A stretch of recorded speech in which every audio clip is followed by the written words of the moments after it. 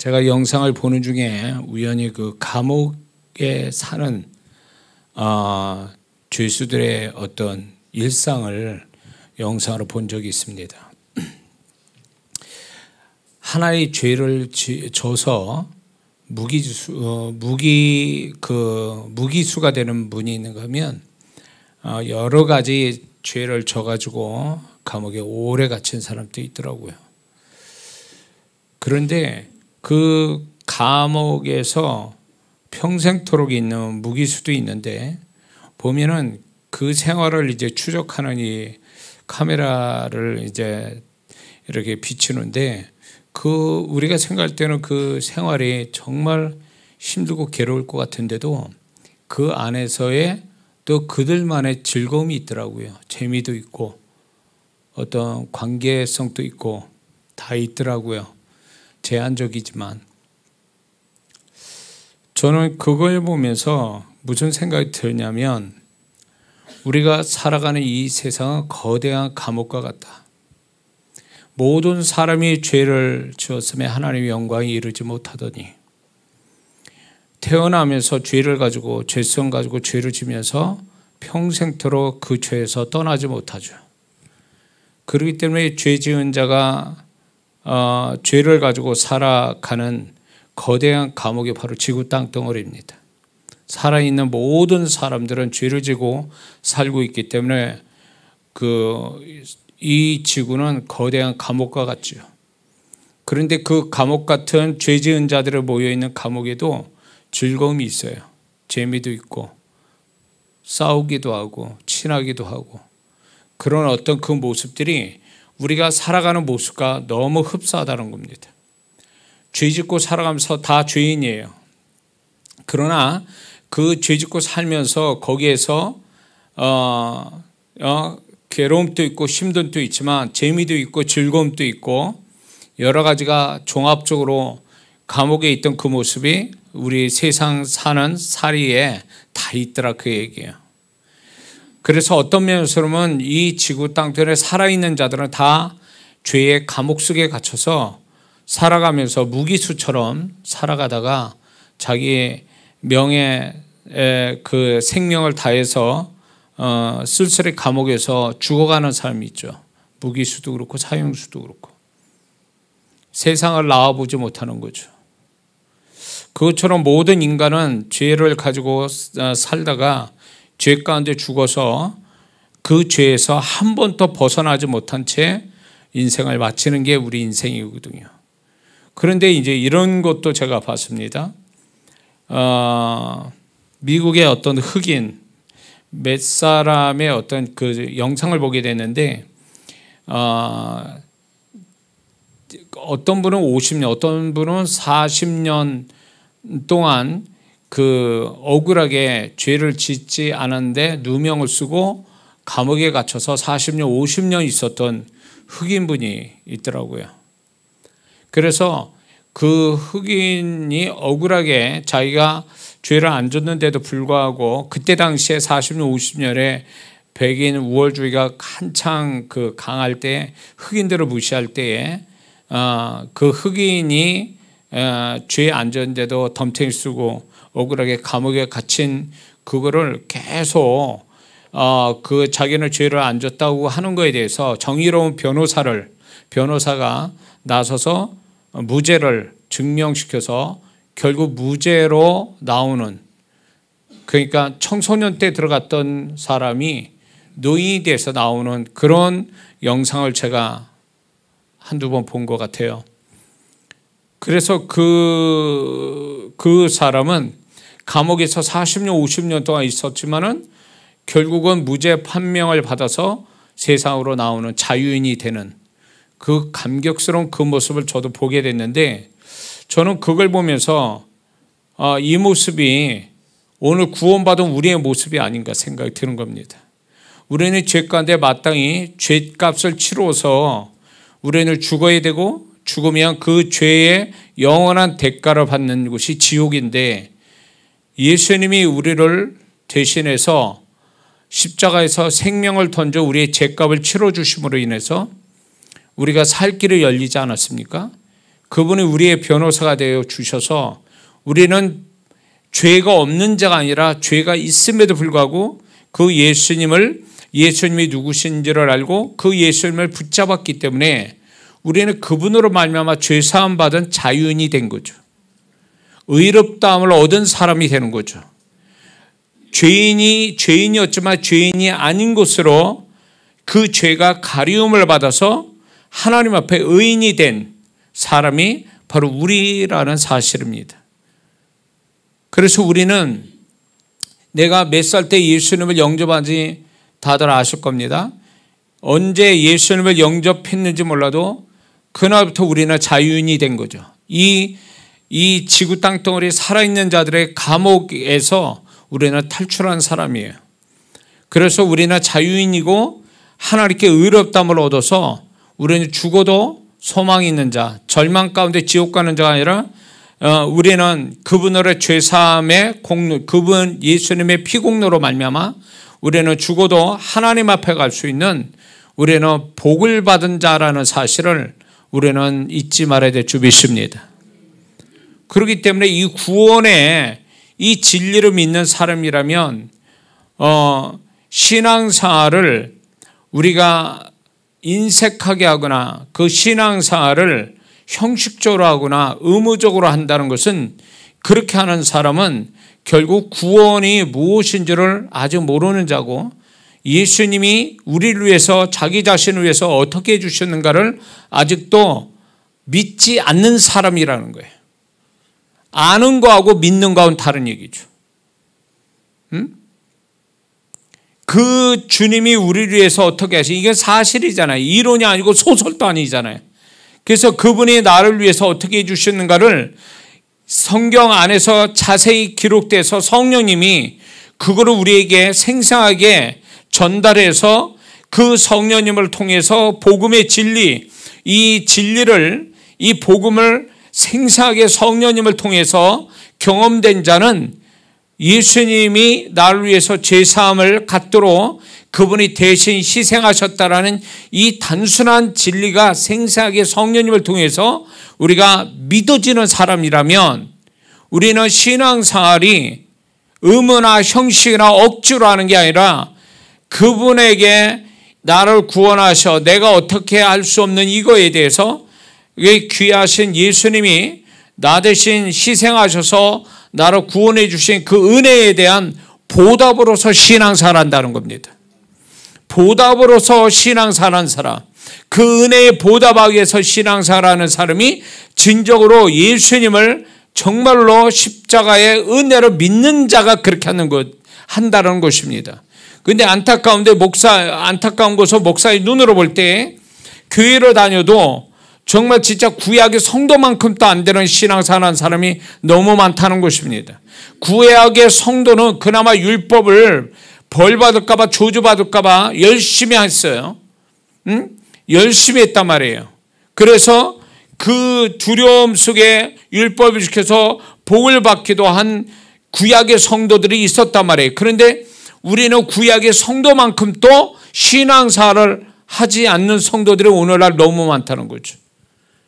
이거는 결국 우리를 죄 가운데 구원하시는 그 예수님의 희생, 그 고난, 그분의 생명값, 이런 것에 대해서 믿지 않기 때문에, 알기는 알아도 믿지 않기 때문에, 절절의 믿음이 생기지 않기 때문에 신앙생활을 그런 식으로 한다는 거죠. 이런 사람들은 점점 갈수록, 제가 몇 번 얘기했지만 가면 갈수록 하나님이 은혜는 줍니다. 제가 언젠가는 정리돼서 여러분과 시리즈로 말씀을 나눌 건데, 우리는 이 마지막 세대에 살고 있고 주님이 공중으로 재림하실 때 들림받아야 될 그 세대 속에 우리는 살고 있는 거예요. 그런 속에서 우리가 이런 어떤 신앙이 명확하지 않다면 끝까지 가지를 못한다는 거죠. 그 신앙을 끝까지 유지 못한다는 겁니다.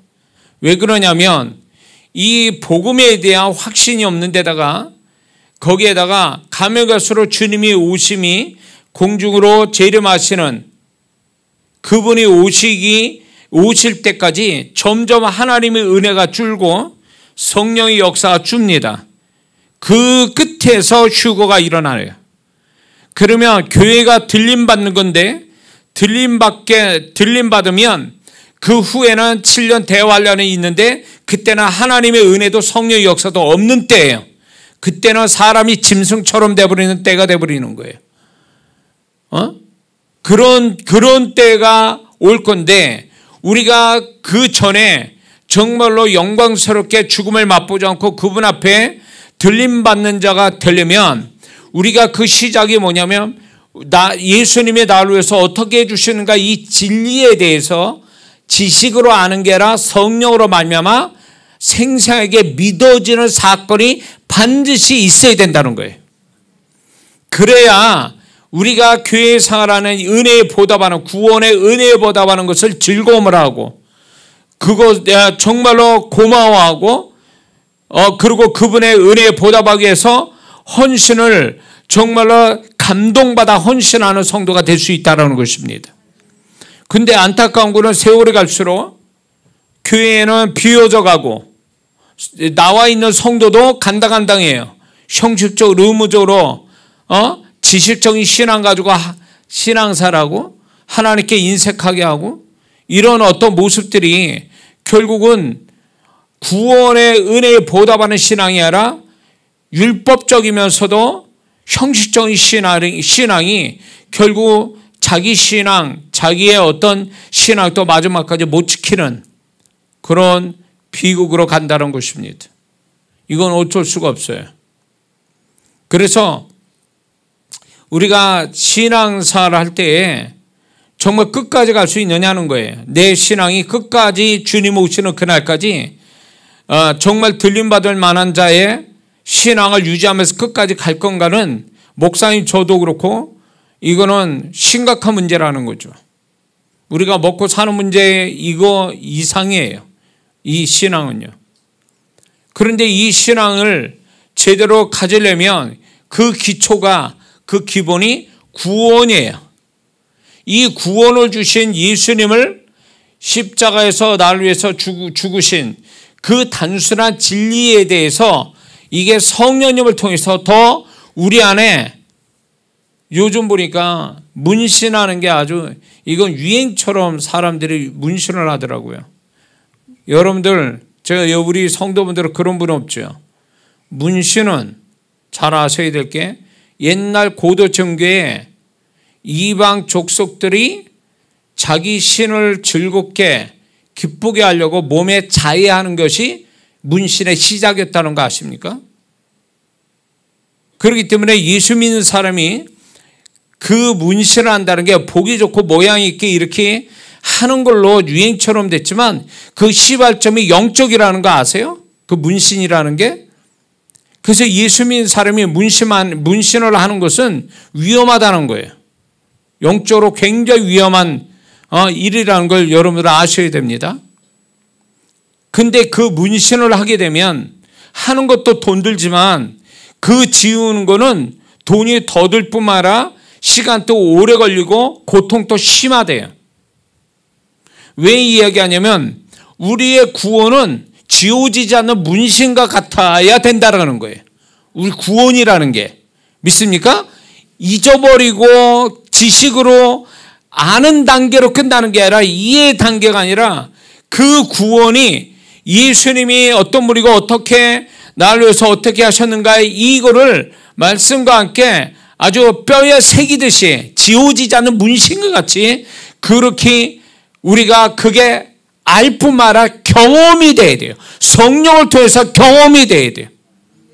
그래야 우리가 이 구원이 얼마나 감사하고 고맙고 우리가 이 구원을 보답하기 위한 신앙생활이고 내가 정말 뭔가 이루지 못하고 정말로 세상 사람 볼 때 별별 일 없이 이 세상을 떠난다 해도 날 구원하신 주님 때문에 기쁘게 감사함으로 이 세상을 떠날 수 있는 그런 사람이 되는 것은 구원을 정확하게 이 구원의 진리를 성령으로 말미암아 경험된 자만이 그렇게 할 수 있는 거예요. 이게 안 되는 사람은 이 구원이 명확하지 않으니까 이게 지식으로 알고 희미하게 하니까 이게 성령으로 말미암아 경험이 된 진리가 경험되지 않는 신앙이다 보니까 교회 별것도 아닌 거 가지고 교회 떠나고 별것도 아닌 거 가지고 주님 떠나고 별것도 아닌 거 가지고 세상으로 가버리고 이거는 구원을 아직도 모르는 자들이에요. 그러니 그런 사람이 구원을 유지할 것 같습니까? 구원받았다고 그 사람은 끝까지 구원받은 사람 구원을 받아 천국 갈 것 같습니까? 구원은 시작 우리의 모든 것에 새로운 시작일 뿐만 아니라 구원을 받은 자는 구원받을 만한 합당한 존재, 합당한 삶을 살지 않으면 그 구원은 가짜일 수 있다는 거예요.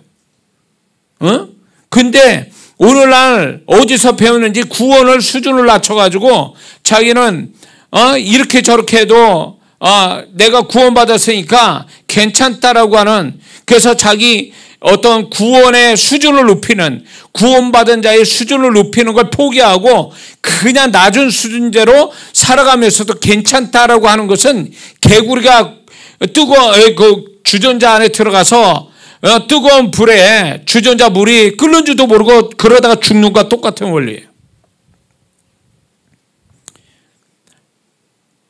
과거에는 교회의 역사로 봐도 그렇고 구원을 한번 받았으면 그 구원을 끝까지 이루기 위해서 구원에 합당한 자가 되기 위해서 자기 생명을 버리는 걸 아까워하지 않았단 말이에요. 초대교회 성도로부터 시작해서 실은 50년 전 60년 전만 해도 그렇게 했다는 거예요. 구원받았으니 구원받은 자답게 살려고 몸부림쳤단 말이에요. 핍박도 받고 그러다 매 맞아 죽고 칼 맞아 죽고 다 그랬단 말이에요. 구원을 지키기 위해서. 저기 공산주의 있던 소련이나 중국이 중공이었죠. 오래전 그때에도 믿는 자들이 자기 구원 하나 지키기 위해서, 말씀대로 지키기 위해서 구원받은 다음에 침례를 받아야 된다고 그래서 한겨울에 침례받다가 잡혀가지고 정말 순교당한 사람도 상당히 많다라는 거예요. 제가 선교 편지로 그걸 보면서 제가 알게 됐거든요. 청년 때. 그러니까 그렇게 구원받은 걸 고마워하고 그 구원받은 것을 지키기 위해서 자기 생명까지 버리면서 지키는 세대가 있었는데 오늘날에는 이 구원을 우습게 여긴단 말이에요. 구원을 수준을 낮췄단 말이에요.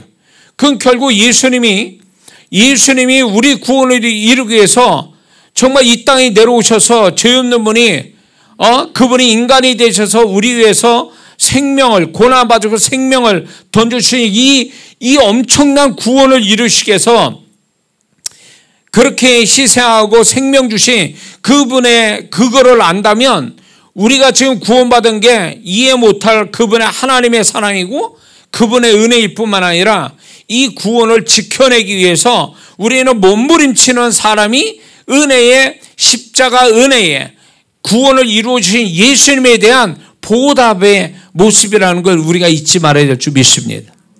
더 뭔가를 안 주셔도 그 하나님의 뭔가를 더 안 주셔도 우리는 그분을 위해서 사는 그 자체만으로도 감사히 여겨서 우리가 정말 이 세상에서 남들이 볼 때 성공한 인생이 아니더라도 예수님 믿어서 그분과 함께 살고 그분을 위해서 사는 그 자체로 만족하고 살아가는 게 구원받은 자의 진정한 신앙의 모습이 아니냐 말이에요. 믿습니까? 근데 오늘날 성도들이 그렇게 사는 자들이 점점 줄어가는 거예요. 그러니까 교회는 텅텅 비어가고 교회가 문 닫는 교회들이 더 많아지고 이렇게 되어버리니까 생명력을 잃어버려서 이단에게 넘어가고 세상에 빼앗기고 그나마 있는 성도들도 수준이 낮아가지고 그냥 이대로 조싸움하고 가니까 점점 가면 갈수록 주님이 찾고자 하는 사람이었고 이제 주님이 공중으로 재림하실 때 정말로 그때 신부처럼 신부의 신앙을 가지고 주님께 들림받을 자가 얼마 없다라는 거예요. 누군가는 그렇게 얘기하더라고요. 휴거될 사람이 없다, 별로 없다라는 거예요. 저는 그것이 수준의 문제도 되지만 점점 갈수록 정말 주를 위해서 사는 자들이 줄어버리기 때문에 적다라는 얘기가 맞다라고 보는 거예요. 응? 그래서 우리 신앙이 제 안에서도 그렇고 제가 메시지 전할 때도 그렇고 성령께서 굉장히 이 부분에 대해서 우리가 긴장 풀지 못하도록 계속 그분은 엄중하게 이것을 얘기하고 계신다는 거예요. 우리에게 계속 자극을 주시고 계속 우리의 신앙 존재와 신앙의 수준을 높이려고 계속 부담이라는 걸 영적인 부담을 주셔서 우리를 계속 몰아가신다는 거예요. 믿습니까? 이게 경험이 안 된 성도라면 아직도 모르는 거예요. 잠자는 영혼이 틀림없어요. 이런 영혼들은요. 잠잘 때 백날 깨워봐요. 일어나는가. 제 바로 밑에 여동생이 이 친구가 잠이 많은 친구였어요. 그래가지고 이 친구가 한 번 자면 12시간 이상을 자요. 근데 이게 잠을 자면 너무 깊이 자가지고 어느 날은 식구들이 다 바깥에 나가고 이제 들어오게 됐어요. 근데 걔만 집안에서 잠을 자고 있는데 이제 단독주택이었단 말이에요. 대문이 있고 또 현관문이 있고 이랬단 말이에요. 마당이 있고. 이 친구가 시간이 12시가 다 됐는데도 안 일어나는 거예요. 대문으로 그냥 발로 차고 소리를 질러도 안 일어나는 거예요. 그래가지고 제가 담을 넘어가지고 문짝 현관문 부셔질 정도로 하니까 그때 와서 일어나더라고요. 그러니까 이게 잠을 깊게 자니까 길게 자고 깊게 자니까 이거 어버가도 모른다는 말이 바로 여기 있거든요. 우리 둘째 여동생도 그런 애예요. 둘째 여동생 재미있는 일화가 이 친구가 이제 일을 또 힘들게 일을 했어요. 그러니까 이제 한번 집에 와서 잠을 자면 길게 자고 깊게 자는데 이 전기장판, 이 조그만 전기장판 그거를 밑에 대고 잤는데 그게 합선대에도 불나가지고 엉덩이가 여자인데 들러붙을 정도로 했는데도 안 일어난 거예요. 이 친구가. 나중에 깬 다음에 자기가 화상 입은 거를 나중에 얘기해 주더라고요. 그 정도예요. 근데 왜 이 얘기하냐면 오늘날 성도분들이 이런 성도들이 너무 많다는 거지. 몸은 살아있는데 영은 잠자요. 그러니까 잠자고 있으니까 아무것도 못 느끼는 거예요. 무감각한 거예요. 그래서 제가 예배를 드릴 때 보면 제가 영분별이 하나님이 특별히 영분별이 강해서 기도하면은 제 강단에 딱 쓰잖아요. 그러면 영상에 참여하는 분들도 같이 동참하니까 이게 거리하고 상관없어요. 같이 같은 시간에 같은 예배를 드리는 입장이다 보니까 제가 여기서 강단에 서면 영혼들이 그 느낌들이 다 와요. 이렇게 강렬한 것들이 다 이렇게 온다고요. 그런데 깨어있는 성도도 있어요. 근데 잠자는 영혼들이 너무 많아. 분명히 몸은 깨어있는데 영은 잠자고 있어요. 반응을 안 한다는 거예요. 영들이 반응을 안 해. 잠자면 그냥 그대로 있잖아요. 살아있는 사람은 막 반응도 보이고 뭐 움직이고 이랬는데 잠자는 영혼은 움직임이 없어요. 반응이 없어요. 무감각해요. 그냥 설교를 할 때도 설교를 하면은 영이 이렇게 살아있어서 깨어있으면 말씀이 내 영에서 나와서 성령과 함께 말씀이 전달되면 받아서 반응이 와서 다시 나한테 피드백이 돼서 저한테 오는데 반응이 없어. 자고 있으니까 벽 치는 거예요. 벽 치는 거예요. 눈은 나를 보고 있는데 귀는 듣고 있는데 영은 아무런 반응이 없어요. 잠자고 있으니까. 그러니까 들었는데 듣지 않은 거예요. 영들이. 그러니까 이 성도는 예배를 끝나고도 아무것도 없는 거예요. 그냥 드린 거나 안 들은 거나 똑같아. 상태가. 본인도 알아요. 예배를 드리거나 안 드리거나 똑같은 상태라는 거. 왜 그럴까? 영이 잠자니까 깨어있지 못하니까. 죄로 회개치 않으면 그 죄가 영을 병들게 하고 잠자게 해요. 기도 안 하면 영이 병들거나 잠자요. 임재가 없으면 영이 잠자거나 이게 깨어있지 못해요. 여러 요인에 의해서 영이 이렇게 잠자요. 그리고 혼의 상태가 안 좋으니까 혼의 상태가 안 좋은 것이 영에 그대로 방영돼서 영이 영향을 받아가지고 영이 병들으면서 여러분들 그 닭들이 병들면 조는 거 봤죠? 그런 형태로 돼 있어요. 영들이. 그러니까 이런 사람들은요, 아무리 뭐 나름대로 몸을 가지고 와서 예배드리는 현장에 오고 기도하는 줄 반응이 없어요. 본인이 또 답답해 죽으려고 그러지. 있어. 왜 원인이 있단 말이에요. 그 영이 아주 무뎌지고 잠자듯이 아무런 반응이 안 일어나는 원인이 있다니까. 이래가지고 무슨 뭐 주님 오실 때까지 신앙 유지될 것 같습니까? 이런 영혼은요, 좀만 자기 문제가 딱 생기잖아요. 그러면 그게 아무것도 별것도 아닌 걸 가지고 이걸 크게 부풀려 가지고 이런 걸 가지고 결국은 자기 신앙 깎아먹어, 영혼 깎아먹고, 그리고 이제 결단하는 게 교회 나가버리고 말이에요. 그런 식으로 사는 거예요. 귀신 역사하는 거지 뭐. 그럼 누가 좋아할 것 같아요? 그게 하나님 앞에 이유가 될 것 같습니까? 그럼 자기만 손해나는 거예요.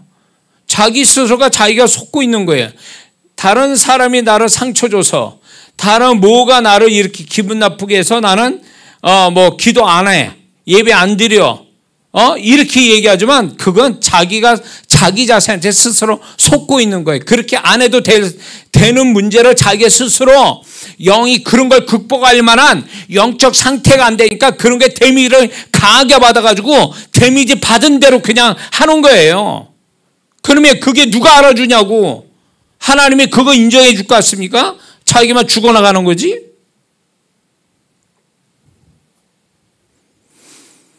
우리는 모든 걸 다 이길 수 있도록 우리 안에 성령님 계시고 말씀이 있고 임재가 있습니다. 주님의 마음이 우리 안에 들어온단 말이에요. 그런 걸 다 극복이 될 수 있는데 그런 게 하나도 작동이 안 된다는 얘기는 이 사람은 속이 텅텅 비어 있는 자고 이 사람은 결국 영은 잠자고 있는 사람이기 때문에 그런 일을 당하는 거예요. 우리가 감당 못할 게 뭐 있냔 말이에요. 다 감당할 만큼만 주셨다는 얘기는 고린도서 10장 13절에 감당할 만큼 주셨다는 것은 우리가 감당할 그만한 능력, 이길 수 있는 능력을 같이 주셨다는 얘기 아니에요. 근데 못 이기는 이유가 뭐예요? 내가 못 이길 만큼의 내 쪽으로 내가 문제가 있다 그 얘기예요. 영적으로. 그거를 자기 탓해야지 그거를 환경 탓하고 사람 탓하면 이 사람은 자기 스스로 자기가 속아서 자기가 넘어가는 거예요. 이건 누구도 인정 못해. 누구도 그 부분을 동의 못한다는 거야. 하나님조차도. 마귀만 좋아라 하는 일 하는 거예요. 그리고 실제로 시험 들고 상처받았다 어쩌고 저쩌고 하는 사람들은 심령을 보면 귀신이 그 안에 들어가 있다고. 원래부터 처음부터 들어간 게 아니라 그거를 자기 스스로 인정하는 순간에 귀신이 그걸 타고 들어가는 거예요. 말로 나오든 뭐 하든 간에 그걸 타고 들어가서 역사를 하고 있는 거예요. 죽게 보면 나오거든. 죽게 보면. 근데 자기는 그게 정당하고 논리적이고 합당하다고 생각해. 벌써 이미 잡힌 거예요. 귀신이 들렸다라는 말이 이성을 확 잃어버려가지고 이 사람이 남들이 봐도 저 미쳤네, 저거 귀신 잡혔구나, 이렇게 하는 세대가 아니. 지금은 그게 아니라 귀신이 어떤 식이라면 부분적으로 전혀 아닌 것처럼 나타나요. 아닌 것처럼. 합리적이고 논리적이고 합당하게 그렇게 얘기하니까 상대방도 그럴만하구나 이렇게 해줘요. 그런데 그게 그럴만하구나 동의를 하지만 이상하다, 저럴 것까지는 아닌데 라고 한다면 그게 정답이에요. 그게 맞는 얘기예요. 왜? 그 사람 스스로 그 안에 귀신이 들어가서 그 사람을 그런 식으로 자기 스스로 속게 만들고 있기 때문에 그 귀신이 그렇게 만들고 있는데도 본인은 그걸 모른 채 그게 합리적이고 논리적이고 합당하다는 그걸 계속 그걸 강조하는 거지. 그건 귀신만 좋아할 일을 하는 거예요. 그게 왜 그렇게 사는지. 나중에 대해 후회한다고요. 귀신이 다 써먹고 떠난 다음에는 그 영혼은 나중에 후회한다고요. 통곡한다고. 내가 왜 그랬을까요? 이거 제가 그냥 하는 말 같아요? 제가요, 귀신 축기, 지금까지 성도들이 이렇게 사역할 때 축기야 이렇게 하잖아요. 그러면 시범케를 세워서 제가 사역을 하거든요. 전혀 모르는 사람을. 그 사람 안에 어떤 귀신이 들어가 있다는 것까지 밝히고 사역을 해요. 그러면 이 사람이 요 부분에 대해서, 지금 귀신 역사하고 요 부분에 대해서 미리 먼저 얘기해요. 어떤 그런 귀신이 들어갔다는 얘기 안 하고 그런 어떤 마음이 들지 않냐, 이런 문제가 있지 않았냐, 이런 생각이 들지 않았냐, 그러면 공감을 하거든요. 그러고 이제 귀신이, 그 안에 귀신이 있다. 그래서 잡는다고 제가 이제 사역을 한단 말이에요. 사역하고 딱 내쫓잖아요. 그러면 이분이 뭐라는 얘기하세요? 다 이구동성을 하는 게 뭔지 알아요? 내가 그런 생각을 가졌는지 이게 내 생각인 줄 알았지 그게 귀신이 준 생각인 줄은 몰랐다는 거예요. 걔네들이 들어와서 역사할 때는 이게 다 내 인격이고 내 성격이고 내가 그런 걸로 생각했다는 거예요. 근데 그게 떠나가니까, 이 귀신 역사가 떠나가니까 본래 자기 마음이 돌아온 거예요. 돌아오니까 그 전에 있었던 게 내가 아니라 귀신이 나를 붙잡고 그렇게 나를 그렇게 속였구나라는 것을 나중에 알더라 이거예요. 그러니까 귀신이 들어갈 때하고 나올 때하고 이 차이가 본인이 너무 잘 아는 거예요. 어떤 사람이 미움을 갖고 있는데 그 미움에 대해서 이제 내가 이렇게 얘기했죠. 제가 미워하는 사람이 있습니까? 제가 느껴지는데 그 미움이 자꾸, 사람에 대한 미움이 자꾸 저한테 오는데 그런 것 같다고. 그런 것 같다고 그러니까 있냐고 그러니까 있다는 거 자기가. 그럼 지금부터 제가 사역하겠습니다. 그리고 이제 이 사람을 격려하고 위로하는 게 아니라 귀신 뽑아내는 거죠. 미움의 영을. 미움의 영을 딱 뽑아내니까, 그렇고 정말 지금까지 미워했던 그 사람이 지금 또 미워집니까? 미워합니까? 그러니까 그게 안 미워지더라는 거예요. 이 차이가 생겼다는 거지.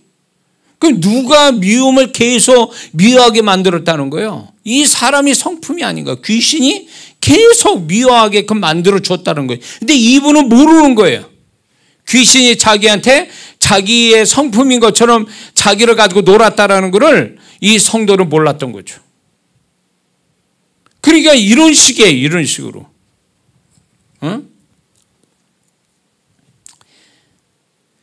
그래서 우리가 영이 깨어 있다면 계속 성령께서는 우리를 계속 그분의 합당한, 그분이 찾으시고 그분이 인정할 만하고 그분이 신부로서 들림받을 만한 자가 되도록 계속 우리의 지적을 하세요. 계시록의 7교회처럼 책망과 칭찬을 같이 고루하세요. 너 이거 잘하는데 더 잘해라. 너 이거 못한다. 너 경고야. 책망도 하고 계속 그런단 말이에요. 그렇게 함으로 인해서 이 영혼이 내가 이게 잘못됐구나. 이건 더 잘해야지. 이렇게 하면서 이 성도를 고쳐가는 이 작업을 성령님이 하시는 거예요. 이렇게 할 때에 온전해지는 거예요.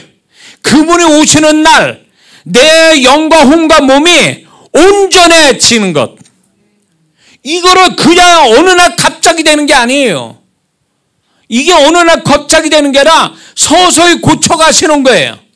우리는 그걸 경험해야 돼. 지금부터. 주님이 언제 오실지 모르지만 시대적으로 보면 너무 가까이 와 있다는 걸 너무나 잘 알잖아요. 그런 거에 대해서 어느 날 갑자기 직장 때려치고 가정생활 때려치고 학교 공부 때려치고 교회 와서 밤낮 360일 기도하는 게 아니란 말이에요. 그렇게 될 문제가 아니란 말이에요. 이거는. 성령께서 그때마다 나를 지적하고 나를 고치시는 거에 대해서 민감하게 알고 그걸 고치려고 몸부림치고 잘하는 거 더 잘하려고 애쓰고 이런 과정, 그렇게 되어져야 우리가 온전해져서 그분의 신부의 존재로서 우리가 그분의 인정받는 사람이 되는 거라는 거죠. 믿습니까? 그렇기 때문에 우리 신앙이 정말로 지금 영적으로 이미 기울어져서 진리가 정말로 하나님의 어떤 그 영역이 점점 줄게 돼 있어요. 이게 점점 코너로 몰리는 세대에 살고 있단 말이에요. 우리가 영적으로.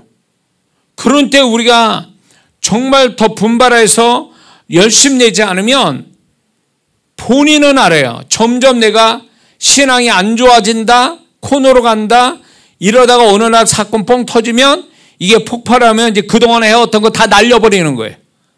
다 때려치는 거지. 세상으로 가버리고 죄악으로 가버리고. 그럼 끝나는 거예요. 왜?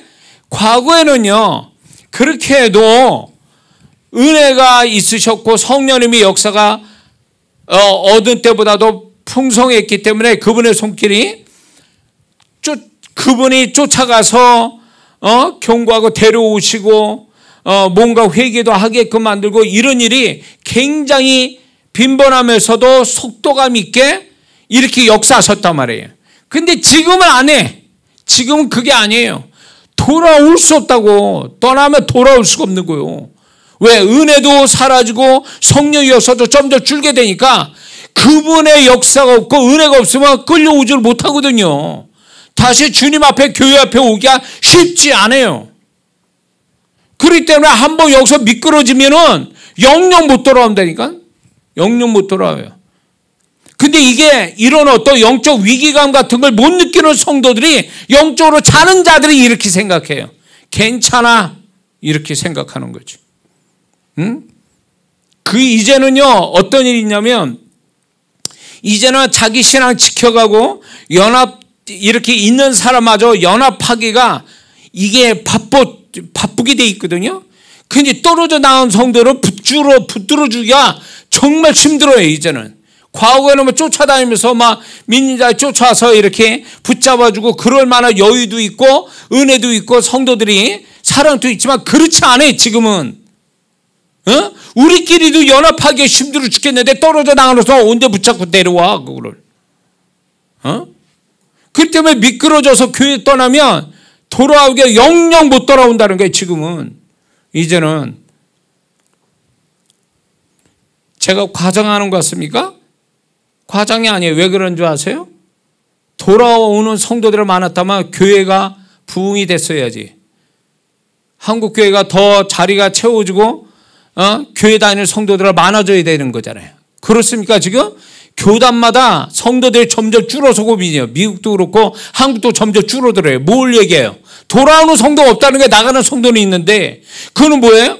이미 성령의 역사가 점점 줄어가지고 돌아오질 못하는 거예요. 돌아올 영혼을 붙잡을 여력도 없는 거예요. 안에 있는 성도들도 자기 신앙 지키기 어렵고 연합하기가 바빠 죽겠으니까. 그런 속에서 우리가 신앙생활하니 우리가 지금 여기에 교회 나와서 예배드리고 이런 게 얼마나 큰 은혜고 이게 얼마나 큰 축복인지 여러분들 알고 계셔야 돼요. 내가 지금까지 신앙생활 잘해왔으니까 내가 지금 이렇게도 하는 거지. 아니요. 습관이 오래됐으니까 자동으로 교회 오는 것 같습니까? 아니요. 이거는 착각하고 있다고. 내가 오랫동안 신앙생활 열심히 습관적으로 하니까 지금도 그렇게 하는 것 같아요? 이거는 하나님의 은혜를 주시지 않으면 우리가 여지껏 잘했다고 해서 그게 계속 유지가 된다는 것은 내 의지 가지고는 안 된다는 얘기예요. 하나님의 의지, 하나님의 은혜, 그게 그분의 손길이 없으면 우리는 열심히 신앙생활하다 교회 떠난 자들은 한둘입니까? 얼마나 그 성도들이 그런 성도들이 얼마 많냐고 지금. 방심하거나 여유 부려서는 안 돼요. 어느 갑자기 무슨 사건으로 인해서 기분 나빠서 아니면 어쩔 수 없어서 교회를 떠난 자들이 수도 없이 생길 거니까. 이거는 비관적인 얘기지만 이거는 그렇게 제가 비관적으로만 얘기하는 게 아니에요. 이건 사실이니까, 현실이니까 이거는. 그러니까 여러분들이 지금 교회 다니는 것만 해도 엄청난 하나님의 은혜와 기적을 경험하는 거죠. 이걸 지켜나가야 돼요. 이걸 지키지 못하면 어느 날 갑자기 내가 홀라당 뒤집어질지도 몰라. 자, 그래서 우리가 깨어 있어야 되는데 그 깨어있는 신앙의 기본이 되어주는 게 구원이에요. 예수님이 이 고난주간 쳐서 예수님이 깊이 묵상해서 그 주님의 고난이 나를 위한 고난, 이 나를 위한 이 고난이라는 게 성령님으로 말미암아 이게 아주 생생하게 와닿아야 돼요. 그래야 이게 주님의 고난이 이게 나를 위한 고난이라고 해서 이게 예수님의 그 고난이 내가 그 안에 얹어져서 오버랩이 되는, 그분과 연합돼서 내가 그분 안에 있어서 내가 그분의 고난에 같이 동참하는 이 실감나게 내 안에서 경험이 돼야 내 구원이 얼마나 귀하고 그분이 나를 얼마나 사랑하는지를 이때 경험해야 이걸로 인해서 우리 신앙이 기본이 만들어지는 거예요. 이게 없으면 다 모래성 쌓는 것과 똑같아요. 구원에 대한 이 감격이 없는 사람이 신앙생활 굳건할 것 같습니까? 은사와 능력 가지고 말씀 지식 가지고 절대 그렇지 않아요.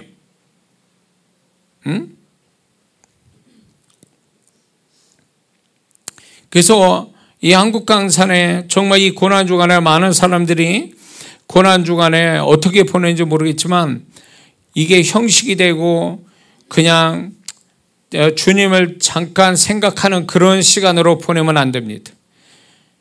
아무리 생각해도 이 구원은 세월이 갈수록 저는 이해가 안 돼요. 내 머리는 이해 안 돼요. 전에는 지식적으로 알아주고 이해가 됐는데 지금 나이를 먹고 오랜 신앙생활 하고 지금 이렇게 보면은 그분이 나를 사랑해서 나를 위해서 이렇게 하셨다라는 게 이해가 안 된다니까. 이게 그분의 사랑이, 그분이 그렇게까지 할 필요는 없으신데 그렇게 해 주신 거에 대해서 정말 이해가 되는 것 같은데도 이해가 안 돼. 그분의 사랑이.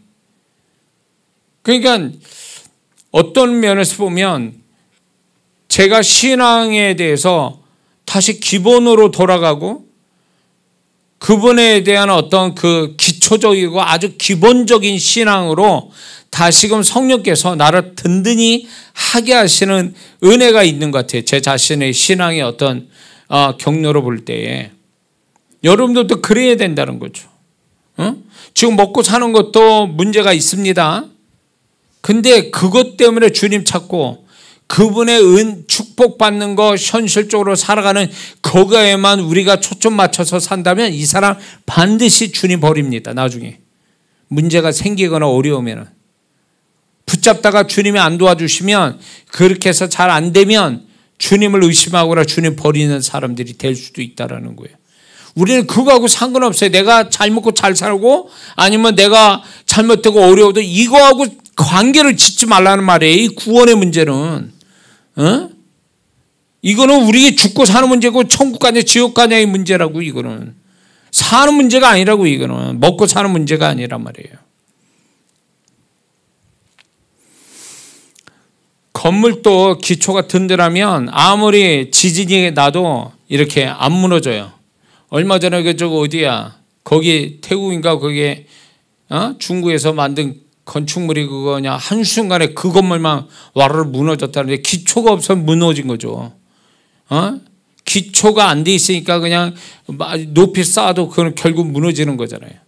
결국 우리 신앙의 기본이 든든하지 못하면 그 신앙은 언젠가지 위험하고 무너질 확률이 높아요. 그렇지 않으려면 일본 건물들 보세요. 인물들이 지진이 너무 나니까 지진에 대비하기 위한 기초를 얼마나 튼튼하게 합니까? 그래서 건축을 할 때 보면 저는 잘 모르지만 이 기초 쌓는 이 비용이 어마어마하게 많이 들어간다고 그래요. 위를 쌓는 것보다도 어마어마하게 많이 들어요. 그래야 이게 건물이 안 무너지니까. 그것처럼 우리의 신앙이 이렇게 기초가 든든하지 않으면 결국 그 신앙을 아무리 멋있게 지었어도 망하는 한순간에 무너져 버리는 그런 신앙이 된다는 거죠. 자, 그래서 이제 이 고난주간을 통해서 여러분과 함께 이 목요일날 뭘 나눌까 생각하다가 오늘 이 말씀, 주님이 다 이루었다라는 이 말씀이 도대체 우리에게 어떻게 우리가 생각하고 이 말씀을 어떻게 우리가 받아들여야 되는가를 오늘 좀 여러분과 깊게 좀 생각해 보려고 합니다. 이걸 통해서 주님이 이 다 이루었다라는 이 말씀이 얼마나 우리한테 큰 축복이 되는지를 좀 여러분과 함께 나눠보려고 하는 것입니다. 실은 이 다 이루었다란 말이 헬라어로 이런 거죠. 테텔레스타이 이 말이거든요. 헬라어로 테텔레스타이. 이 말이 다 이루었다는 말인데 이 말은 그 당시에 여러 가지의 의미를 가지고 말을 했다라는 거예요. 많은 일반적인 말이었단 말이에요. 이 말은 그 당시에 여러 의미로 사용됐던 말이에요. 직업에 따라서도 이게 사용됐던 말인데 예수님이 십자가에서 이 말씀을 하셨다라는 게 어떤 다중적 의미를 가지고 말씀하신 거예요. 이거는 단순히 다 이루었다라는 게 한 가지 의미를 말하는 게 아니라 다중적 의미를 가지고 말씀하셔서 우리는 이 다중적 의미를 우리가 다시 한번 발견하며 그분의 심정, 그분의 은혜를 다시 한번 우리가 생각해 보려고 하는 것입니다. 자, 그렇다면 그러면 첫 번째는 이 말은 그 당시에 이 말은 하라고 하는 것을 완수했다는 의미가 있다는 거죠. 하라고 하는 것을 완수해냈을 때 하는 어떤 의미가 있다는 거예요. 완수했다. 이 말은 그래서 이 말은 그 당시에 종이 있고 주인이 있지 않았습니까? 노예가 있고 주인이 있듯이 그때 그 당시에 주인이 하라고 한 일을 완수하여서 주인에게 완수하였다고 종이 말하는 말이에요. 이 말이 테텔레스타이, 다 이루었습니다. 주인 앞에서 이제 고백하는 거거든요. 이 말 자체가 그러니까 종이 쓰는 언어예요. 주인한테 다 이루었습니다. 주인이 저에게 하라고 하신 일을 제가 다 이루었습니다. 이런 뜻이에요. 이 말은 결국 주인을 향한 충성심의 표현이라고 봐야 되거든요. 근데 예수님은 우리를 위한 또 아버지를 위한 하나님 아버지를 위한 종의 역할을 충성되게 십자가에서 다 하셨다라는 것입니다. 그래서 요한복음 17장 4절을 보면 예수님의 기도가 나오거든요. 하나님 아버지에 대한 기도, 아버지께 하는 기도가 있는데 이렇게 말씀해요. 내게 하라고 주신 일을 내가 이루어 아버지를 영화롭게 하였사오니. 예수님은 구약으로부터 해서 아버지의 뜻이 말씀 속에 있는 그거를 다 이루었다. 이루어서 하나님 아버지를 영화롭게 했다 라고 표현하는 거예요. 그래서 예수님이 이 기도 속에 하신 거를 십자가에서 다시 한번 말씀한 거예요. 하나님 아버지가 아버지께서 명하신 걸 제가 다 이루었습니다. 이걸 통해서 하나님 아버지를 영원하게 했다 그 얘기예요. 그러니까 예수님은 종으로서 우리를 위한 또 아버지를 위한 종으로서의 역할을 다 하셨다라는 표현을 이렇게 하고 계시는 거죠. 그래서 이런 예수님의 모습을 통해서 우리는 얼마나 주님의 어떤 종으로 사는 사람인지 아니면 종이 아니라 주인으로 살고 있지 않는지를 한번 생각해 봐야 된다는 거죠. 우리는 어떤 때는 주님으로 여기지 않고 나의 종으로 여기면서 사는 사람들이 있어요. 나를 돕고자 하는, 나의 일을 도와서 잘되게 하는 종의 역할로 주님을 생각하는 경향이 있는 성도들이 있다는 거죠. 주도권이 나에게 있고 주님은 아무 생각 없이 나를 도와주세요 이런 식이거든요. 그러면 결국 주님은 종의 역할로서 주님을 그렇게 만들어버린 거예요. 그런 신앙을 가진 사람이 있다는 거죠. 내가 정말 그분의 종이라면 그분의 음성을 듣고 그분의 명령을 받아서 그분의 명령에 수행하는 종으로서의 삶이 주님을 주님 되게 하는 거거든요. 믿습니까? 근데 간혹가다 주님이 주인 되셔서 나를 지배하고 나를 이끌고 나를 명령하시고 이러는 분이 주인이고 그분의 모든 결정을 하시는 그 주님으로서 인정해 드리는 게 아니라 결정과 선택은 내가 하고 돕는 역할만 주님이 해달라는 것은 결국 주님은 주님이 아닌 거라 이제 종으로 불려야 된다는 거죠. 이런 신앙을 가진 사람들은 위험하다는 거예요. 그러면 어떤 결과가 나오냐면 주님이 나를 충성되게 도와주지 않으면 주님이 아니다 해서 주님께 실망하고 신앙도 잘못하는 이런 사람들이 되어질 수 있다는 거죠. 우리는 이걸 분명히 알아야 됩니다. 그래서 주님을 자기를 돕는 종처럼 여기고 자기 마음대로 하는 주인의 신앙을 우리가 가지고 살지 말아야 됩니다. 이게 자칫 잘못하면 내가 종의 신앙이 아니라 주인의 신앙으로 살게 되면 위험해진다는 거죠. 주님은 종의 신앙으로서 아버지의 일을 다 하셨다는 거예요. 그러면 우리도 주님을 닮는 자라면 주님이 나한테 맡겨진 일, 나에게 하라고 하신 일들을 내가 충성되게 해서 하나님, 주님을 높이는 자가 이런 모습을 가질 때 이게 정말로 주님을 사랑하는 자요, 주님의 제자의 모습이고 하나님 아버지의 뜻대로 사는 자인 것을 우리가 잊지 말아야 될 줄 믿습니다.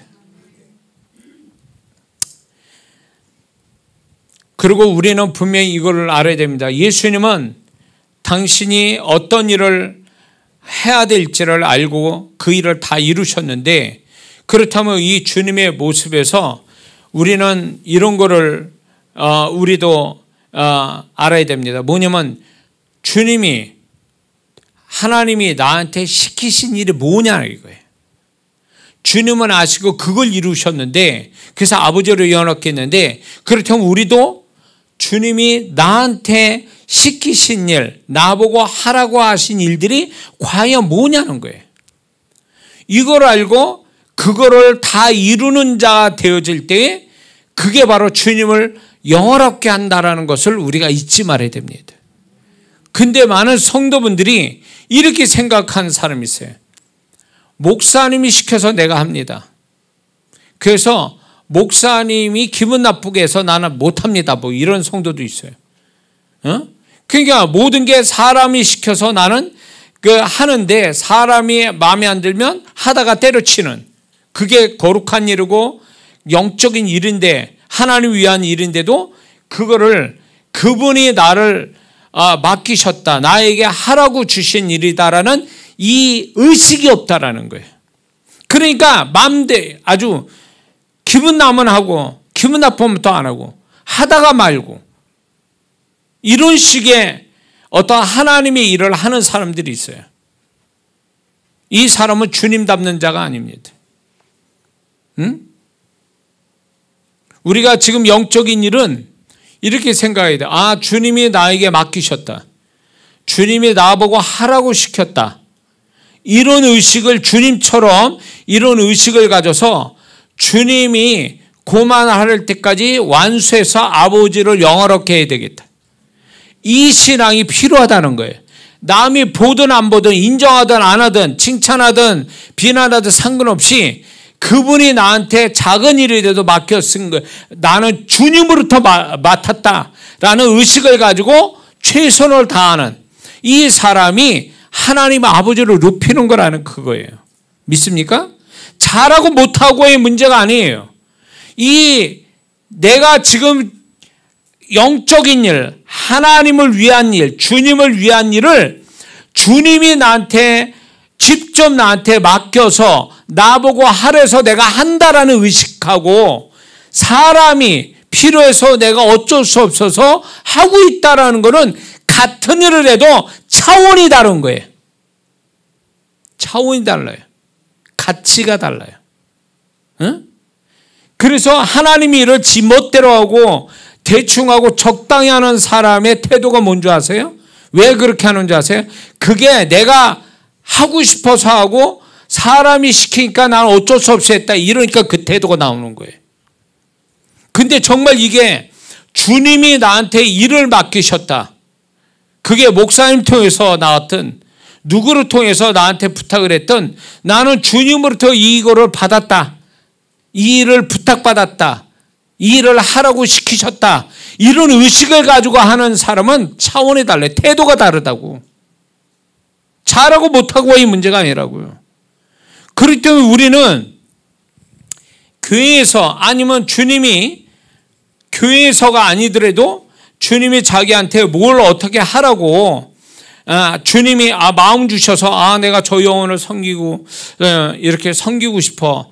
주님이 저 영혼을 섬기라고 나한테 마음 주시는가 보다. 이러면서 그 모든 어떤 그 일에 대한 시작점을 그분의 명령으로 그분의 어떤 뜻에 의해서 하는 그런 태도로 가지고 하는 사람이 하나님이 영광을 받으시고 그런 자를 돕고 그런 자가 축복받는다는 거죠. 믿습니까? 인간적인 성도들 가까우다 보면 인간적인 사람이 있어요. 인간적인. 내가 그분에 대해서 내가 좋은 마음 갖고 있었는데 그분이 나한테 뭘 부탁했어. 어떤 일을, 하나님의 일을. 그래서 나는 기분 좋게. 그러다가 그 성도한테 시험 들었어. 이걸 해야 될지 말지. 그러다가 결국은 하는 둥 마는 데다 때려쳐버려. 너무 인간적이라는 거지. 하나님의 일을 인간이 시켜서 나는 인간적으로 한 거고 인간적으로 나쁘게 해서 난 인간적으로 그만둔다. 이런 식이 돼버리니까 이거는 하나만이에요. 심령 자체도 그렇고 태도 자체가 불량해요. 하나님이 영광 못 받으시고 그 사람은 그건 축복도 안 된다라는 거죠. 그렇게 생각하면 안 된다는 거예요. 크든 작든 뭐 남이 알아주든 안 알아주든 그것이 내가 정말 교회 안에서 뭐 걸레질을 하고 뭐 청소를 하든 뭘 하든 간에 다 주님이 나한테 시켰다. 다른 사람도 있는데 나를 시켜서 지금 이걸 하라고 하신다. 이런 영광스러운 어떤 마음을 가지고 정말로 최선을 다하는 이 모습이 작은 일을 해도 그 사람은 큰 상을 받는 사람이 된다는 거죠. 믿습니까? 이 태도가 중요하다는 거예요. 그런 의미에서 주님은 누가 알아줬습니까? 어제도 말씀을 같이 이제 예수님의 겟세마네 동산에서 우리에게 대속해 주신 내용들을 얘기했는데 누가 알아줬어요? 그분이 십자가 지시고 이제 다 이루었다라는 이 말씀은 마지막 내 영혼을 아버지께 맡겨나이다. 이 말씀 하기 전에 6번째 말씀이거든요. 그 누가 알아줬냐고. 주님이 십자가 지시고 죽으시는 이걸 제자도 모르고 다 도망가 버리는 상황에서 예수님이 누가 알아주는 일을 하셨냐고. 아무도 알아주질 않은 일에 대해서 예수님은 아버지가 나한테 시켰기 때문에 나는 이 일을 이제 다 그분이 원한 대로 난 다 이뤘다. 외롭게 홀로 이걸 이루셨다라는 얘기예요. 그 모습에서 우리가 신앙생활할 때 주님을 위해서 살아가는 이 모든 것에 대해서 남들이 안아주지 않아도 정말 그분이 나한테 맡겨진 것에 대해서 나는 최선을 다할 때 남들은 안 알아줘도 하나님 아버지께서는 알아주셔서 나에게 은혜 주시고 축복하시고 다 하신다는 거예요. 그런 신앙을 가지고 우리가 살아야 된다는 거죠. 믿습니까? 남이 봐주면 하는 기분 좋게 하고 남이 안 봐주고 뭐 그러면 하는 둥 마는 둥 하고 이거는 그 일에 대한 누가 그 일을 시켰는가, 누가 그 일을 부탁했는가, 누가 그 일을 하라고 했는가에 대한 이게 근본이 잘못돼서 그런 거예요. 이걸 몰라서 하는 얘기죠. 주님이냐 사람이냐 자기 기분이냐 이것 따라서 태도가 달라지는 거죠. 주님은 이렇게 말씀하신 거죠. 그래서 우리는 이렇게 이제 누가복음 17장 10절에 주님이 이렇게 말씀해요. 비유를 하시면서 이와 같이 너희도 명령받은 것을 다 행한 후에 이르기를 우리는 무익한 종이라 우리의 하여야 할 일을 한 것뿐이라 할지니라. 이런 태도가 중요하다는 거죠. 주인의 명령을 받아서 열심히 다 한 다음에 그 다음에 나는 무익한 종인데 그분이 시키신 일을 나는 완수했을 뿐이다. 다 했을 뿐이다. 라는 이 겸손한 태도 바로 주님이 우리에게 원하시는 태도인 줄 믿습니다. 자랑할 게 아니에요. 자랑할 게 아니라고. 저는 주님이 저를 통해서 놀라운 기적들을 나타내시는데 그거는 제 자랑거리가 될 수 없어요. 그분이 하신 일이니까. 저는 다만 그분의 통로자가 되는 것만 가지고 감사할 뿐이지. 그렇기 때문에 여러분들이 어떤 일을 하든 정말 누가 안아줘도 주님이 나에게 부탁하셨다. 나에게만 하라고 하셨다라는 그런 의식을 가지고 여러분들이 정말로 주님을 섬긴다면 그 아무리 작은 일이라도 그분은 큰 은혜와 축복을 주시는 주님이라는 걸 잊지 말아야 될 줄 믿습니다. 두 번째, 주님께서 이 다 이루었다라는 이 말은 그때 당시에 다 지불했다라는 의미를 갖고 있습니다. 다 지불했다.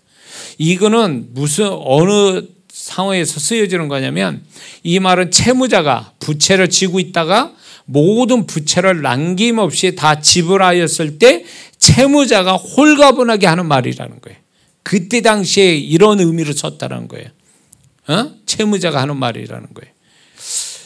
그래서 우리 예수님도 우리 인류가 지은 죄값을 하나님 아버지 앞에서 그분의 보혈로 생명값으로 다 지불하셨다는 거죠.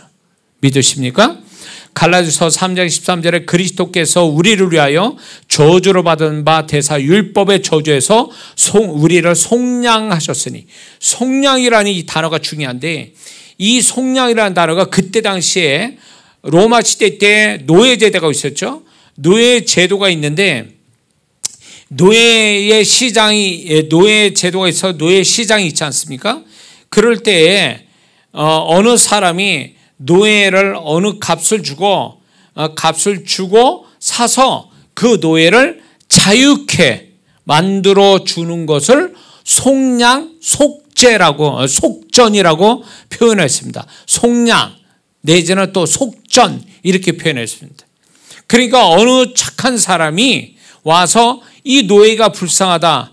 그래서 있는 거 다 털어서 그 노예 주인한테 돈을 주고 이 노예를 사서 자기가 부려먹는 게 아니라 노예를 자유인으로 만들어 주는 것, 이걸 속전이라고 말한다는 거예요. 근데 그 단어를 여기다 쓰는 거예요. 지금 예수님이 우리를 율법의 저주, 그래서 우리는 죄인 돼서 영원히 멸망받을 자인데 그분의 보혈로 그분의 생명값으로 그거를 하나님 앞에 속량을 하셔서 우리를 자유인이 되게 하고 죄산받는 의로운 자로 만들어 주셨다, 그런 뜻이에요.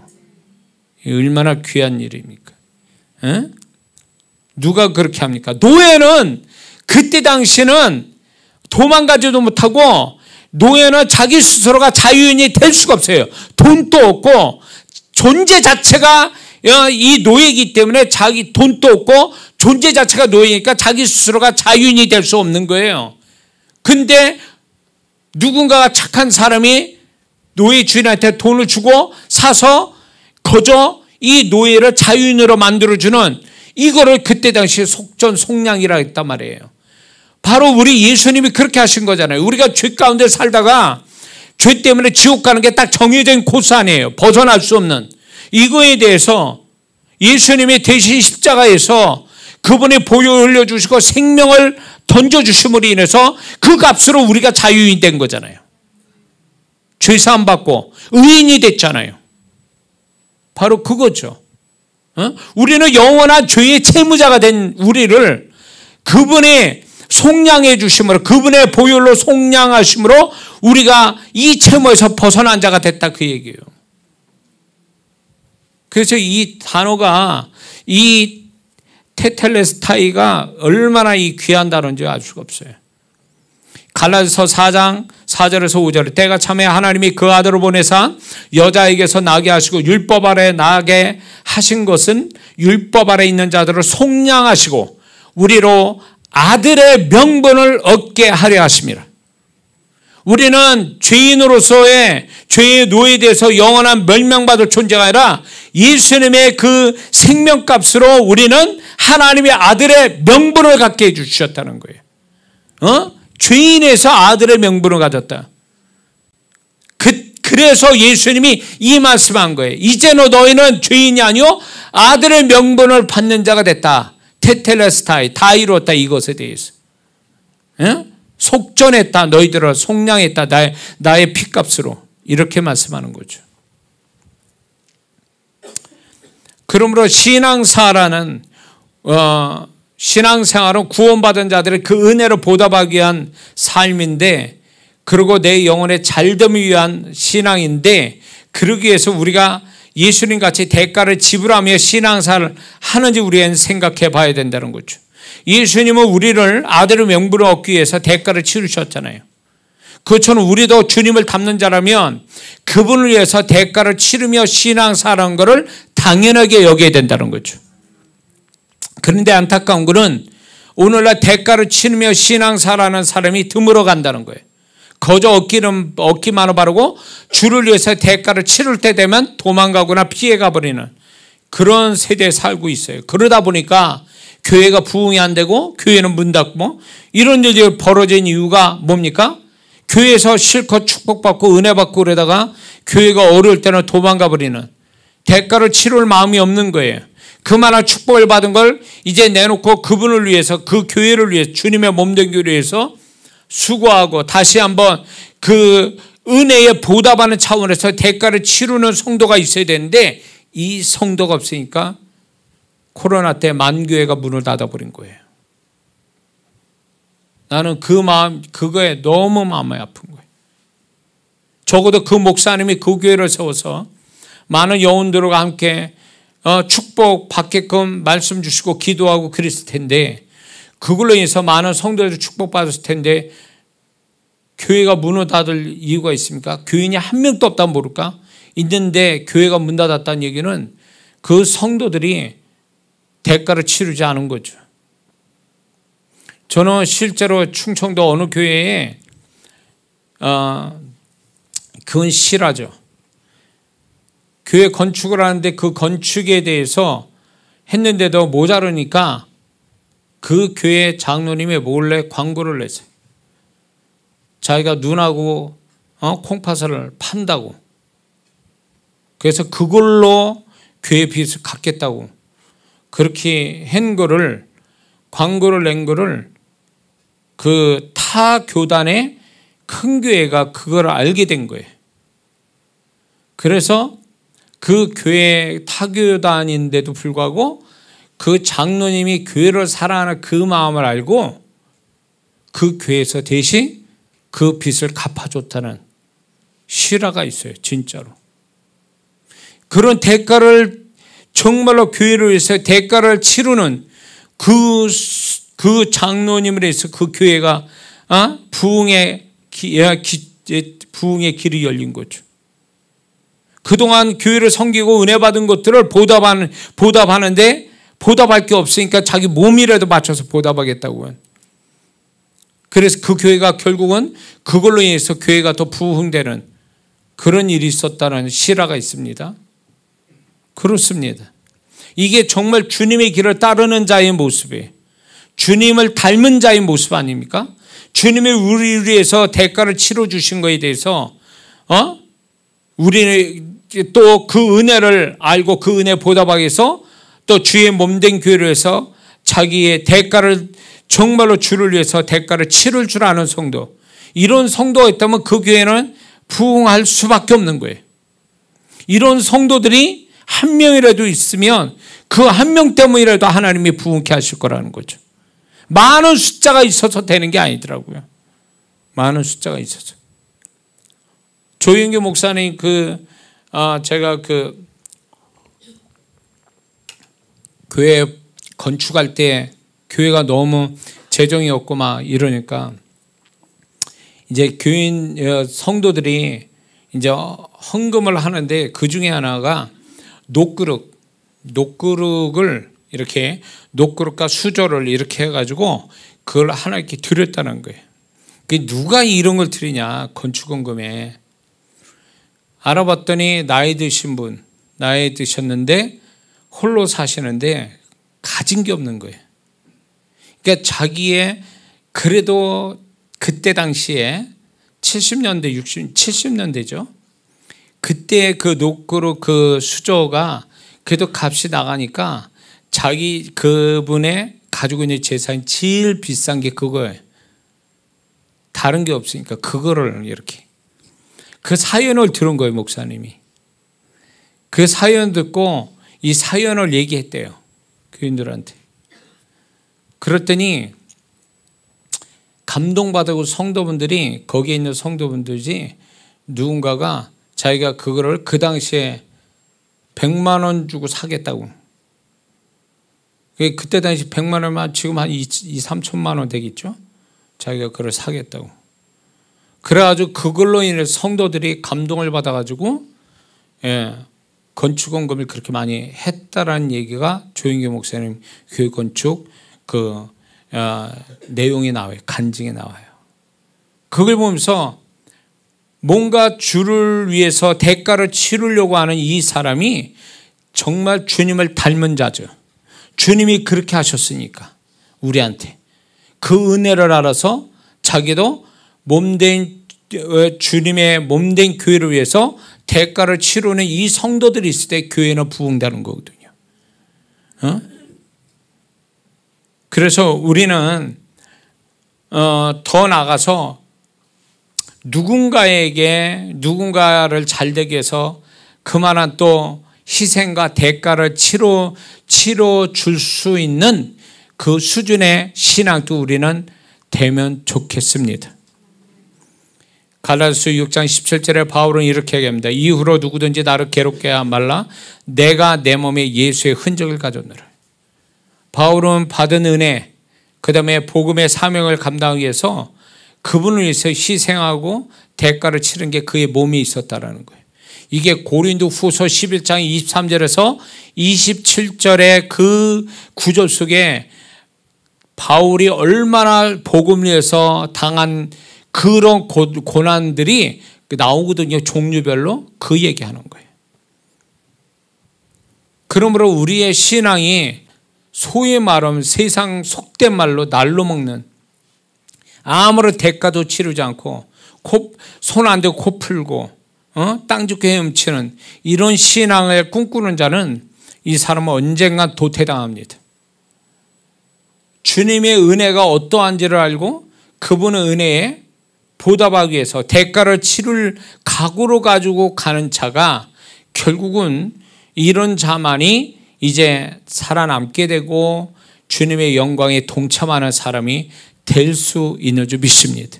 우리가 이런 성도가 주님처럼 정말로 대가를 치를 줄 아는 성도로 살아야 될 줄 믿습니다. 세 번째는 이 말은 그 당시에 완성하였다라는 의미가 있습니다. 완성하였다는 의미. 이게 누가 쓰는 말이냐면 이 말은 그때 당시에 어떤 장인이 자신의 작품을 완성한 후에 그 작품을 보며 만족하여 하는 말이 바로 이거 테텔레스타이라는 거예요. 아, 다 이루었다. 작품을 완성시켰다. 그런 뜻이래요. 그러므로 예수님은 보혈과 그분의 보혈과 죽음으로써 우리의 하나님의 의를 완전케 하시고 우리의 구원을 완성시키셨습니다. 믿습니까? 그런 구원을 우리가 죽는 날까지, 주님 만날 때까지 우리는 이 구원을 지켜야 될 줄 믿습니다. 데살로니가전서 5장 23절에 평강의 하나님이 친히 너희를 온전히 거룩하게 하시고 또 너희 온 영과 혼과 몸이 우리 주 예수 그리스도의 강림하실 때 흠없게 보존되기를 원하노라. 그러므로 그분은 우리를 완전하게 우리의 구원을 완성시켜 주셨는데 그 완성시켜 주신 구원을 우리는 주님 오실 때까지 지켜야 되고 온전하게 그 구원을 가지고 있어야 된다는 거죠. 그래서 그 구원받은 자의 온 영과 혼과 몸이 그분 앞에서 흠없이 보존되어 그분에게 나타나기를 힘써야 될 줄 믿습니다. 그러기 위해서 라오디게아의 교인들처럼 이렇게 돼서는 안 됩니다.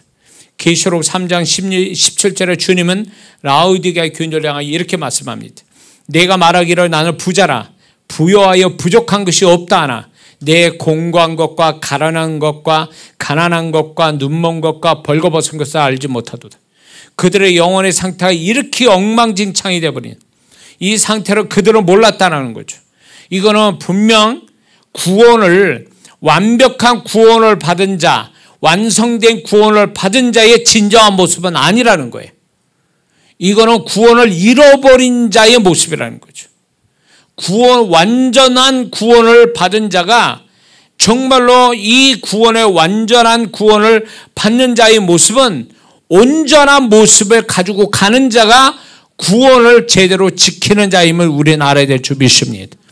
그러므로 예수님이 이 라우디게아 교인들을 처절한 그들의 영혼의 상태를 이렇게 얘기하심으로 인해서 그들이 구원을 지키지 못한 자라는 것을 지적하고 계시는 거예요. 그러므로 우리가 살아가는 동안에 겉껍데기는 멀쩡한데 몸뚱이는 멍청하고 막 이렇게 인격으로 볼 때 괜찮은데 영혼은 엉망진창이 된 라우디게아 교인들은 그때 당시에는 이 사람들도 그런 사람이었다는 거예요. 서로 칭찬해주고 괜찮은 성도로 서로 인정해주고 서로 영광을 취하고 그렇게 살았다는 얘기예요. 그러나 주님은 그 본질을 알고 있니 그 속을 들여다볼 때 엉망인 그들의 상태를, 영혼의 상태를 보시고 말씀한 거거든요. 우리가 이렇게 되면 안 된다라는 거예요. 그분이 나를 들여다볼 때 칭찬받을 만한 거리가 있어야지. 내 존재 자체가 그분이 구원은 완전한데 구원을 지키는 자가 엉망이라면 이 구원은 이 사람한테는 의미가 없어지는 거죠.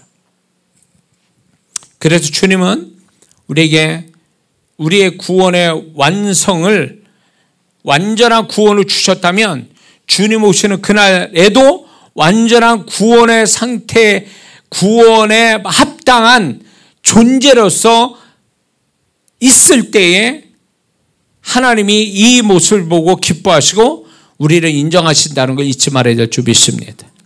네 번째는 이 말은 그때 당시에 이렇게 어떤 의미를 썼냐면 흠없이 완전하다라는 의미를 썼는데 이 말은 누가 하는 거냐면 그 당시에 성전에 있는 제사장이 제사에 사용할 제물을 살펴본 후에 최종적으로 내린 결론을 이렇게 말한다는 거예요. 테텔레 스타이. 완전한 물건이다. 이렇게 얘기해요. 완전하다. 흠없이 완전하다. 합격품이다. 검사를 다 마쳤다. 이런 뜻이라는 거예요. 제사장이 쓰는 말이라는 거예요. 이게. 이는 십자가 달려 죽으시는 예수님이 자신이 하나님의 완전하고 깨끗한 제물이 된 것을 선포하신 말씀이라는 거예요. 내가 완전한 하나님 앞에 바쳐지는 희생제물이었다라고 선포하는 거죠. 예수님은 우리의 흠없는 완전 순결한 우리 위한 화목제물이 되시기 위해서 사셨고 그리고 우리 위해 죽으셔서 하나님 앞에 완전한 하나님의 의를 충족시켜드리는 제물이 되신 겁니다. 믿습니까?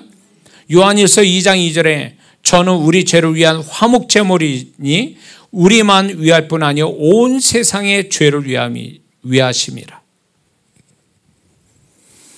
그러므로 우리도 언제나 하나님이 우리를 바라보실 때 그분 앞에 흠없기를 힘써야 됩니다. 바로 직전에 우리가 말씀을 같이 나눴죠. 그처럼 그래서 우리가 흠없는 존재가 돼서 우리의 대제사장이신 예수님께 인정받는 사람이 되어야 될 줄 믿습니다. 로마서 12장 1절에 그러므로 형제들아 내가 하나님의 모든 자비하심으로 너희를 권하노니 너희 몸을 하나님이 기뻐하시는 거룩한 산 제사로 드리라. 이는 너희의 드릴 영적 예배니라. 하나님이 인정하시고 합당하다는 거룩한 산 제사, 그 제물은 바로 우리 자신이라는 거죠. 이걸 주 앞에 드리면서 그분이 오시는 그날에 흠없는 제물된 그분 앞에 우리의 모습을 보여드리는, 그래서 인정받는 우리 모두가 되어야 될 줄 믿습니다. 다섯 번째는 이 말은 전쟁에서 승리하였다라는 의미가 있습니다. 이 말은 전쟁에서 승리하여 정복하고 돌아온 군인이 하는 말이라는 것입니다. 골로새서 2장 15절을 보니까 통치자들과 권세자들, 다시 말해 사단의 세력을 의미하는 거죠. 이런 것들을 무력화하고 밝히 드러내어 구경거리로 삼으시고 십자가로 그들에게서 승리하였느니라. 요한일서 3장 8절을 보니까 하나님의 아들이 나타나신 것은 마귀의 일을 멸하러 하심이니라. 그러므로 예수님의 생애 속에 마귀, 죄, 세상에서의 싸움에서 계속 이겨오시다가 십자가의 죽음으로서 완벽하게 우리를 위해서 이겨주셨다라는 것입니다. 그러므로 그 주님은 오늘날에도 우리에게도 이기게 하신다는 걸 잊지 말아야 될 줄 믿습니다. 그래서 우리는 죽는 날까지 멈추지 않고 보이지 않게 치열한 영적 싸움에서 이긴 자의 고백을 우리도 주님처럼 해야 되고 이긴 자의 고백을 통해서 하나님께 영광을 돌려야 될 줄 믿습니다. 그래서 마지막에는 우리는 바울처럼 디모데후서 4장 7절 8절의 말씀처럼 내가 선한 싸움 싸우고 나의 달려갈 길을 마치고 믿음을 지켰으니 이제 후로는 나를 위하여 의의 면류관에 예비되었으므로 주 곧 의로우신 재판장이 그날에 내게 주신 것이니 내게만 아니라 주의 나타나심을 사모하는 모든 자에게니라. 이 고백을 우리도 할 수 있는 자가 되어야 될 줄 믿습니다. 마지막으로 6번째, 이 말은 저주를 끝내고 축복을 만들었다는 의미가 있습니다. 갈라디아서 3장 13절을 보니까 그리스도께서 우리를 위하여 저주로 받은 바 되사 율법의 저주에서 우리를 속량하셨으니 골로새서 1장 14절을 보니까 그 아들 안에서 우리가 구속 곧 죄사함을 얻었도다. 그러므로 그분은 우리의 저주를 끝내시고 축복을 여셨다, 축복을 만드셨다는 뜻으로 테텔레스타이라고 말씀한 거예요. 다 이루었다. 저주는 끝내고 축복을 다 이루었다. 자, 축복이 다 이미 완성됐다. 이렇게 말씀하는 거죠.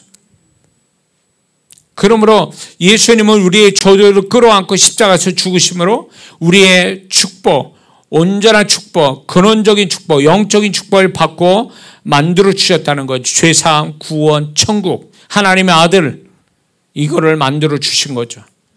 그러므로 우리도 이런 어떤 우리 예수님이 이렇게 해주신 것처럼 우리는 정말로 누군가에게 정말 축복을 끊어내고 저주를 끊어내고 축복을 만들어주는 주님의 통로자가 우리가 되어야 될 줄 믿습니다. 그러므로 우리가 예수님이 이 테텔레스타이라는 이 단어 속에 6가지 의미를 포함해서 그분은 말씀하셨고 그 말씀은 결국 우리를 축복하시기 위한 말씀이었다라는 것. 그리고 하나님 아버지를 영원하게 했던 단어라는 것. 그래서 우리도 이렇게 주님의 이 말을 우리도 할 수 있는 자가 되어지고 이렇게 우리의 삶이, 우리의 존재가 이래야 될 줄로 믿습니다. 기도합니다.